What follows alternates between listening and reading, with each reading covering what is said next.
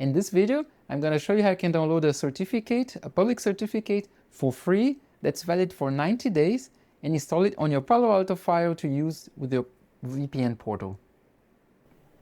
So guys, in order to install or download and install your SSL certificate, there are a couple websites that do this. I did once with this ZeroSSL. That's the one that I chose before. If I go there to ZeroSSL, I can click here on my HTTPS, create free SSL certificate. Let me just make it a little bit bigger, like this. And I want vpn.netsums.com, for example. Okay. So I go to next step, go to new certificate, enter the domain vpn.netsums.com. Next step, you can see that there are some things here that they want the pro version, but you can just select the one that doesn't have any pro on the side, and these ones are going to be fine. So validity, 90-day certificate. Next step, add-ons. I don't want this add-on, so it shows a little check here. So next step, CSR and contact. You can upload a CSR, certificate signing request. It means that you enter your email address, your address, post address in United States, district, and everything that you need. For my case here, for my test, I'm just gonna let them auto-generate the CSR. Next step, but as I said, if you do here, and you can, there you go, you can enter the email address, organization. I'll enter this, Netsums, department, IT, city, Frankfurt State, Germany. Okay, just like this. So I want the strong one. It's still for free. Go to next step. It says that selecting RSA may take longer to generate due to increased key size. Okay, just click on yes. Based on your selection of a 90-day certificate, you are fine staying on the free plan. So it does show here on the bottom some plans that you can buy, but you can just go to next step.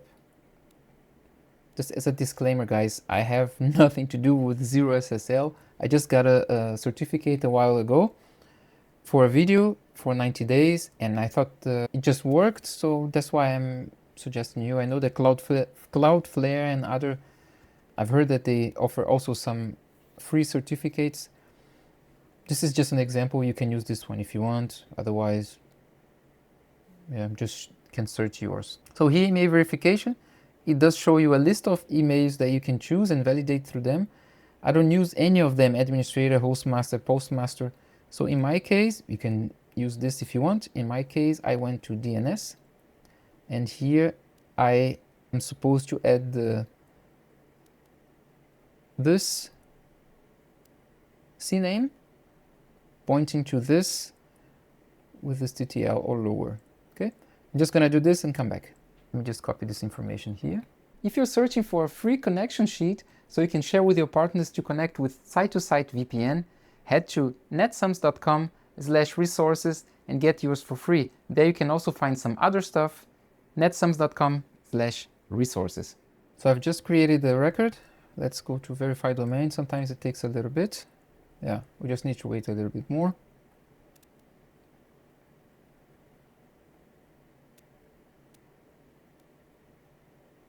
Okay, now it was able to validate. It showed a little bit green, and then now it came to the installation complete. Your domains have been verified. This means that your system is issuing your certificate at the moment. This page will refresh. Ah, okay. Just needed to wait a little bit. I was a little bit impatient maybe. So here, when you get to this page, you have the option here to download the certificate, but it's not really what you want. We have an option here down that says download with root certificate, and this is what we want. So we're going to click on download with root certificates. It's offering me a passphrase that I need to copy, and then I come here and click on download encrypted.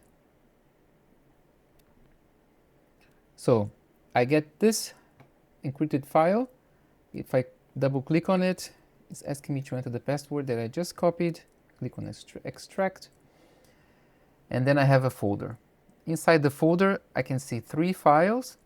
We need to put these ones together. So I'm going to open the CA bundle, copy everything, Control A, Control C. Then I'm going to open the certificate, and I'm going to paste what I copied on the bottom. The correct order is important, because the servers or browsers, whatever, they assume that the root certificate is going to come in the bottom, and then the first intermediate certificate, the second one, and then the certificate that we need. So the bundle has the intermediate certificates plus the root in this case, and also it comes the certificate separate. For importing in servers, for example, you import these two separate, but on the file we import them all together. The last one is the root certificate. It's not really important to import, but it doesn't hurt. So if this one here we didn't import is the root one, the Palo Alto already has this one in its, what is it called? Let me go to the Palo Alto file to default trusted certificate authorities. So it's not a problem. Let's go back. But we're gonna leave it like this. Save this one as certificate. Save, or let's do like this. Save as, how do I go to save as? Save as certificate bundle to import. I think the letter is a little bit too small, but you get the idea. I just wrote bundle to import, and then I'm gonna choose this one to upload. Back to the file now, or at the file. I did some tests before, that's why I was already there. So when you log into your file, you see the dashboard. You click on device. Here you have certificate management, and then you can go to certificate. Under custom certificate, you're going to import the one that we just downloaded. So under certificate name, you cannot use dots. You can change later, but you cannot enter here somehow. So vpn.net sums minus com. Click on browse. Sorry, it was too fast. Here base 64 PAM, we leave it like this. Click on browse, and we're going to choose the certificate bundle to import. Click on select. We want to import the private key also. Here you have an option to block the export of the private key. Choose the private key. The private key is not going to come with any password, but you cannot leave these passphrases empty. You can enter something, net sums 123, net sums 123. It has to match, but if the private key doesn't have a key, it doesn't matter. Actually, it doesn't really matter what you put in here. Click on OK. And then it's going to import. Now here, if you want the dots, you can click once on it and change here. Don't ask me why it's like this, but somehow it works. Click on OK, and then you have a nicer name. So you have imported the certificate. We can go here to export. OK. And then here under export, if you click on it, you're going to see that it has the certificate exactly the way that we imported with the 4. Yeah, let's say certificate or CA. 1 certificate, 3 CAs, intermediate and root. The certificate is there. Here's the validity, 3 months, October 10. Today is July 11. Should be something like this, or 12, I don't know. The SSL TLS service profile. Now you need to add a new one so that you can use the certificate in your VPN portal. So name, I'm going to name it vpn.netsums.com. I think here it's okay to use the dot, and I'm going to choose the certificate that I just imported. Minimum version 1.2, maximum version you can choose, you cannot choose any anymore. Okay, the maximum version will be 1.3. Do not use 1.0 and 1.1, do not allow them. They are not secure, okay? The minimum version, please, TLS version 1.2. Here on the bottom, leave all of these. And here on the bottom, I think it's fine the way that the Palo is offering you here. You don't need to change much here. For the post-quantum story, I'm gonna just leave it like this. It's just a preparation from the Palo Alto file for computers later on that they have quantum cryptography. For now, 2026, this is not really relevant, but for sure in the future it's gonna be. Just click on OK. Now you have a TLS. You can actually do like this name. TLS SSL. I just like TLS SSL already. TLS VPN at some TLS profile like this. Okay. And then I'm not going to create a portal now, but a GlobalProtect portal, but you can create one under network portals. I'm going to leave in the description a link if you want to configure GlobalProtect portal and gateway for you. You're going to find a link. But here when you go to add, now you have the option test VPN netsums.com. I don't know if I have an interface to choose. I do. Okay. And then under authentication here, this is what I wanted to show you. Here you can choose your SSL or TLS service profile that you just created. You cannot apply a certificate directly here to the VPN portal. You need to have a TLS service profile, okay? And then you can keep configuring your Palo Alto GlobalProtect portal.